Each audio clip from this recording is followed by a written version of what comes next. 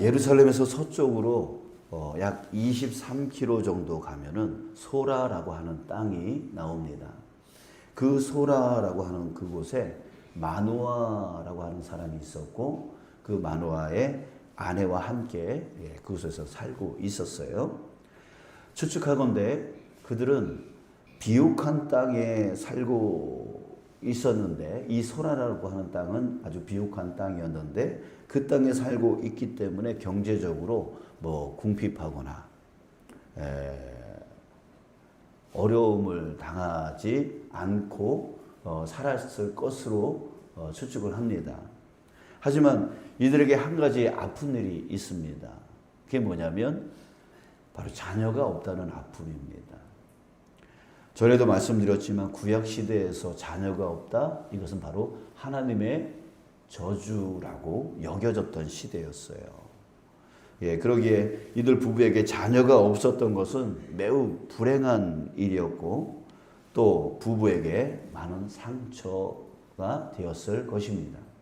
자, 그런데 이 부부에게 아픔과 상처를 일거에 해결할 수 있었던 아주 놀라운 일이 벌어졌습니다. 임신하지 못하던 마노아의 아내에게 바로 하나님의 사자가 찾아온 것입니다. 찾아온 사자는 그녀에게 임신하여 아들을 낳게 될 것이다 라고 말해줍니다. 마치 마리아에게 수태고지를 하기 위해서 찾아온 그 가브리엘 천사처럼 이 마노아의 아내에게도 바로 하나님의 사자가 찾아왔던 거예요. 자, 그런데 더 나아가서 이 천사는 여인에게 낳을 아들이 어떤 자인가도 가르쳐 줍니다. 바로 나시린이 될 거다라고 이렇게 말해줘요. 그리고 나시린에 금지해야 될 것들, 그것도 가르쳐 줍니다. 포도주와 독주를 마시지 말게 하고, 또 머리에 삭도를 대지 말게 하고, 또 부정한 것을 만지지도 말게 하고, 죽은 어떤 생물의 피를 만지지 말라고, 이제 그런 것을 나시린에 대한 조건을 말해 줍니다. 자, 이렇게 나시린으로 태어날 아들은 나중에 블레셋에서 이스라엘을 구원할 자가 될 거다, 이렇게 말해 주는 것이죠. 자, 그런데 이 이야기에서 이상한 것을 우리는 발견할 수가 있어요.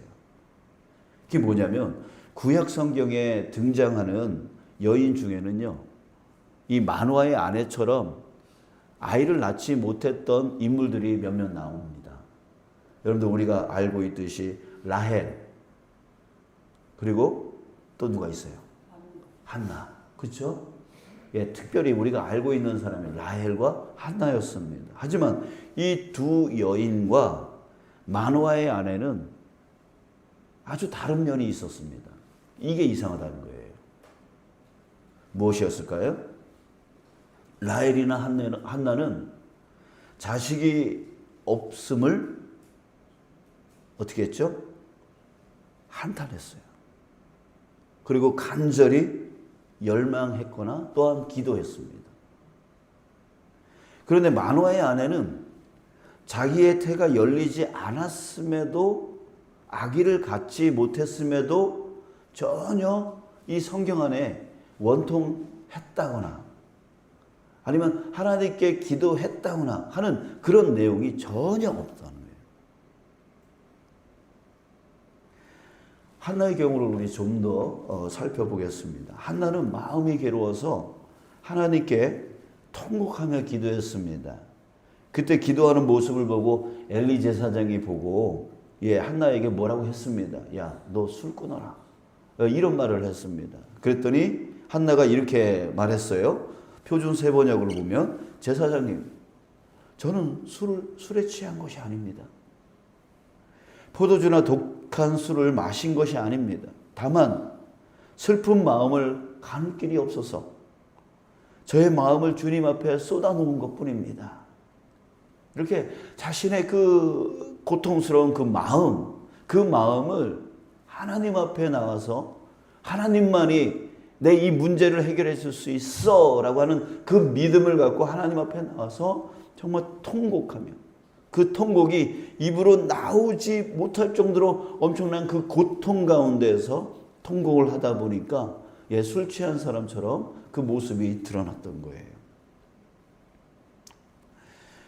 여러분, 이것은 너무나 당연하고 너무나 당연한 엎드림이었습니다. 왜? 자기의 그 힘듦을 오직 하나님만이 해결할 수 있다. 그 믿음이 그로 하여금 하나님 앞에 나와서 엎드리게 만들었고, 하나님 앞에 나와서 그 고통을 부르짖을 수밖에 없게 만들었다. 이것은 바로 믿는 자의 당연한 모습이었던 것이죠. 자, 그런데 이에 반해서 마노아의 아내는 하나님께 이런 몸부림이나 이런 엎드림을 행했다는 기록이 전혀 없었다는 거예요. 주님께 태를 열어달라고 쏟아놓지 않았다는 거죠. 주님을 찾지 않았다는 거예요. 자, 왜 그녀는 이 당연히 엎드려야 돼요. 그 이스라엘 백성이었음에도 불구하고, 하나님을 믿는 이스라엘 백성이었음에도 불구하고 왜 엎드리지 않았을까요? 왜냐하면 그 시대는 하나님을 찾지 않았던 것이 상식이었던 시대였기 때문입니다. 상식이었다는 것은 오히려 그런 거죠. 우리가 기도할 때에 기도 안 하고 가만히 있는 사람들이 이상하게 보이죠? 근데 하나님을 찾지 않는 것이 그 시대의 상식이었다라고 한다는 건 뭐냐면, 다들 기도 안 하고 있는데 혼자 기도하면 이상하게 보는, 저 사람 왜 그래? 라고 하는 그런 생각이 들 정도로 영적으로 완전히 무너진 시대, 기도하면 이상하게 보이는 시대, 그런 시대가 바로 사사시대였다. 그리고 특별히 이 삼손이 태어났던 그 시대는 더 깊이 영적인 그런 암흑의 시대였던 것이에요. 그래요. 이것은 삼손이 태어날 때의 그 영적 상태를 보여주고 있는데요. 사사시대는 하나님을 완전히 잊은 시대였습니다. 하나님을 잊어버렸기 때문에 하나님께 기도하지 않는 것은 아주 당연한 것이었던 거예요. 자, 그러기에 하나님의 은혜를 잊고 살았던 시대에 하나님의 사자가 와서 아들을 낳게 될 거다 이렇게 말했던 것은 요청해서 천사가 온 게 아니라 전적으로 하나님이 사자를 보내서 삼손을 낳게 해 주셨던 거예요. 전적인 하나님의 은혜였던 것이죠. 부를 수 없었어요. 부르면 이상한 시대였어요. 하나님을 찾으면 이상한 시대였어요. 그러니 누가 하나님을 부르겠어요? 하나님께서 전적으로 은혜를 부어주신 거죠. 삼손이 태어나기 전에 약 25년간 소사사, 그러니까 입상, 엘론, 암논 이런 사사들, 짧게 이렇게 통치했던 사사들이 있었습니다. 그들을 다 합쳐놓으면 25년인데 그 25년간 이 사사들이 통치를 했어요. 평화의 시대였다는 얘기예요. 근데 그들이 다 죽고 없어지니까 이스라엘 신앙 공동체는 기다렸다는 듯이 다시 우상 숭배에 빠져버립니다. 우상 숭배에 빠져버려요. 하나님은 이에 진노하셨고 그래서 이스라엘을 블레셋에 넘겨 버리셨습니다. 그 후에 무려 40년간 고통을 받게 되었는데, 이 사사시대 때에 이스라엘이 고통받은 그 기간 중에 가장 긴 기간 동안에 이런 고통을 받게 되어집니다. 자, 그런데 놀라운 것은 뭐냐면, 이전에는 여러분 사사기를 아시죠? 사사기를 죄를 지었다가 하나님이 진노하셔서 이제 고통을 주고 그 고통 때문에 어떻게 해요? 다시 죄를 회개하고 하나님을 찾죠. 이제 이것이 반복되어지는 게 사사기죠. 자, 그런데 정말 놀라운 건 뭐냐면 이때는 찾지 않는 거예요. 소사사들이 통치한 그 25년간 그 이후로 하나님을 찾지 않은 그 기간이 40년. 40년이었는데 그러면 그렇게 블레셋에 의해서 이스라엘 백성들이 그런 고통을 받았으면 어떻게 해야 돼요? 당연히 그 순서에 따라서 하나님께 나아가서 회개하면서 하나님을 찾았어야만 되는데 전혀 찾지를 않아요. 그러니까 여러분 이전보다 더 암흑의 시대가 완전히 하나님을 찾지 않았던 시대가 언제예요? 바로 삼손이 태어날 그 당시의 시대였다.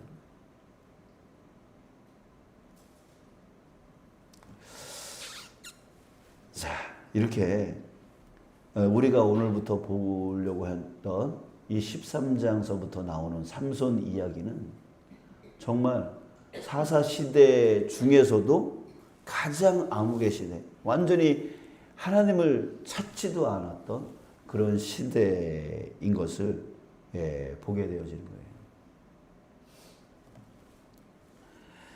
자, 여러분, 그런데 두려운 건 뭐냐면 그때의 그 기도가 없었던 그 암흑이 지금 우리가 살고 있는 오늘과 너무 흡사하다는 것입니다. 너무나 흡사해요. 지금 저와 여러분들이 살고 있는 이 시대가 그 사사시대 중에서도 가장 암흑의 시대, 정말 하나님을 전혀 찾지 않았던 시대와 너무나 흡사해 있다는 얘기죠. 이렇게 주장하는 사람들도 있을 겁니다. 아닌데요. 지금도 각 교회마다 새벽에 또 저녁에 성도들이 모여서 기도하는 그런 기도가 지금도 수많은 사람들이 지금 그렇게 지금도 기도하고 있는데요. 그런데 왜 엎드리는 자가 없다고 말합니까? 지금도 기도회가 곳곳에서부터 일어나고 있고 교회마다 숫자는 적을지 모르지만 교회마다 기도를 계속하고 있는데 왜 지금 하나님을 찾지 않는 시대라고, 왜 암흑 시대라고 말하는 겁니까? 라고 반박할 수 있을 겁니다. 자, 그런데 왜일까요? 왜 지금 이 시대가 사사 시대 중에 가장 암흑의 시대와 흡사하다고 말하는 걸까요? 여러분, 전부라고는 할 수 없지만 이 시대 교인들의 기도는 무엇을 위한 기도입니까? 저들이 새벽에 모여서 저녁에 모여서 기도할 때에 무엇을 위한 기도를 하고 있습니까? 온통 자기 풍요, 자기 만족, 그것들을 위해서 기도하지 않습니까? 자기 가정 잘 되게 해달라고, 자기 사업 잘 되게 해달라고, 자기 몸 건강케 해달라고, 자기의 풍요와 자기 만족을 위해서만 그렇게 기도하고 있지 않아요? 여러분, 이것은 하나님을 찾는 게 아니에요. 진정한 하나님을 찾는 게 아니에요. 이것은 뭐냐면 바로 우상을 찾는 거예요. 저 불상 앞에서 기도하는 사람들과 저 다른 무당을 찾아가서 기도하는 것과 정화수 떠놓고 큰 나무 밑에서 손을 비벼가면서 기도하는 그런 사람과 지금 우리가 하나님 앞에서 기도하는 것과 무엇이 차이가 있습니까? 그 대상만 틀리지 그 기도하는 내용은 똑같지 않습니까? 우리는 진정한 하나님을 찾고 있는 게 아니라 바로 나에게 유익을 줄 수 있는 신, 나에게 득이 될 수 있게 해주는 신, 그 우상을 찾고 있는 거예요. 그러니까 하나님을 찾는 사람들은 하나도 없고 거의 없고 그저 우상의 신을 찾고 있는 거예요. 이스라엘 백성들도 역시 마찬가지예요. 하나님을 버린 적이 없어요. 역사상 하나님을 버린 적이 없어요. 근데 하나님을 변질시켜 버렸어요. 우상처럼 섬겨 버렸어요.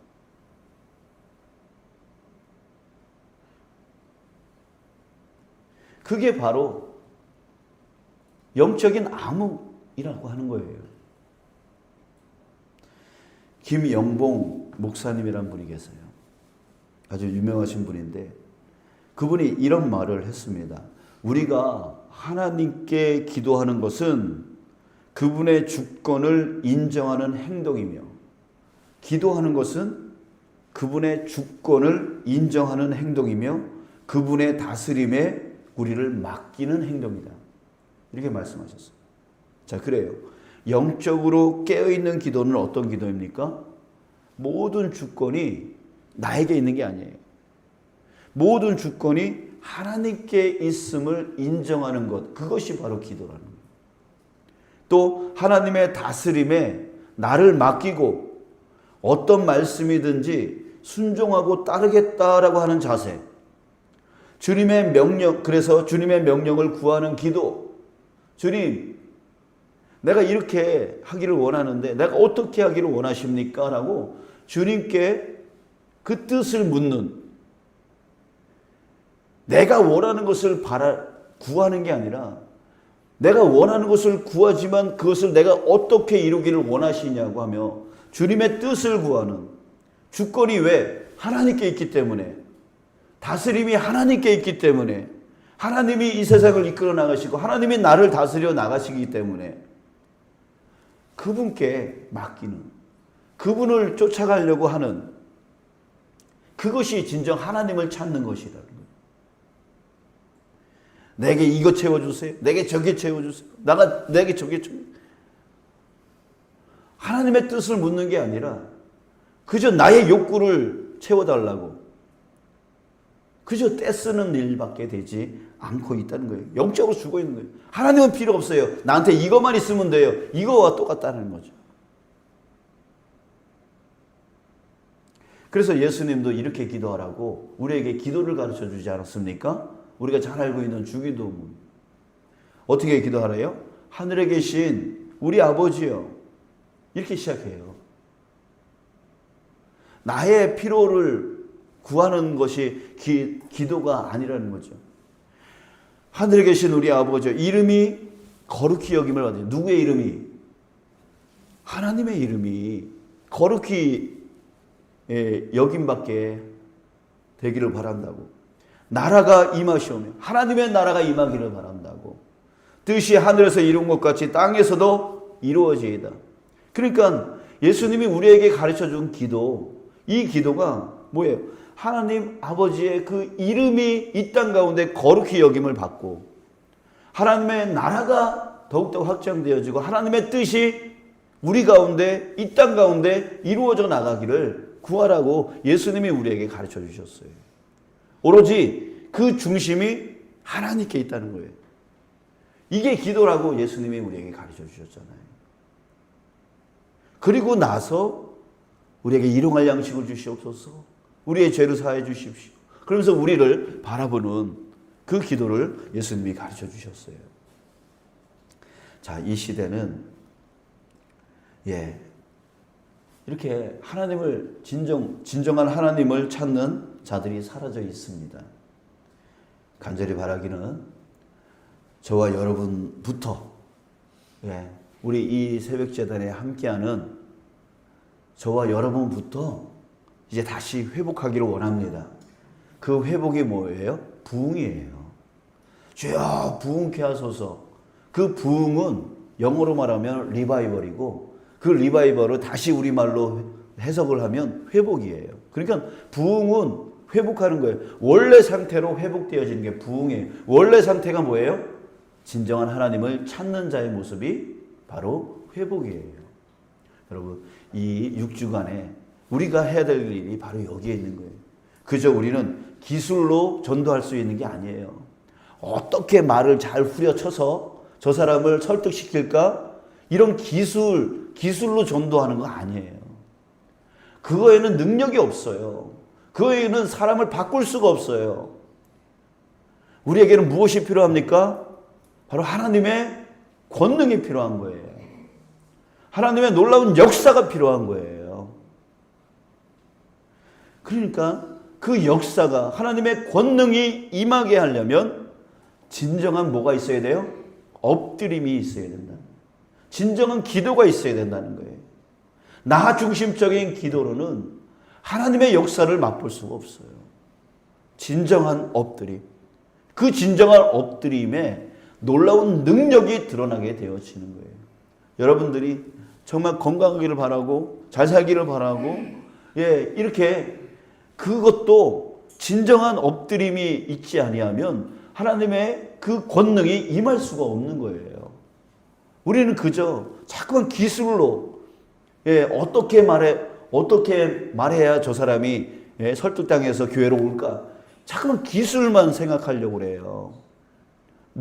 자기 능력만 생각하려고 그래요. 자기 지식만 생각하려고 그래요. 그런 걸로 안 된다니까요. 여러분들이 지금 구원받아서 이 자리에 있는 것은 성령의 놀라운 권능의 역사로 이 자리에 있게 되어진 거예요.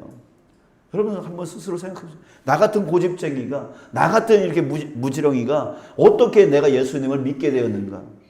생각해 보세요. 이거는 성령의 권능이 아니면 바뀔 수 없는 거 아니었어요? 여러분 이제 우리 기술로 뭘 하려고 그러지 마시고 엎드림으로 하려고 하시기 바랍니다. 아무리 생짜배기 저 세상 사람들이라도 내 남편 전혀 바뀔 것 같지 않더라도 내 가족 전혀 바뀔 것 같지 않더라도 내 이웃 전혀 바뀔 것 같지 않더라도 하나님이 놀라운 권능으로 역사하시면 능히 나처럼 바뀌게 될 줄 믿습니다. 아멘. 그러니까 우리에게 필요한 것은 기술을 배우는 것이 아니라 진정한 엎드림이 필요하다. 진정한 영적 회복이 필요하다. 여러분 우리 6주간 이 마음 잊지 아니하고 진정한 엎드림이 있는 저와 여러분들 되어지기를 간절히 소원합니다.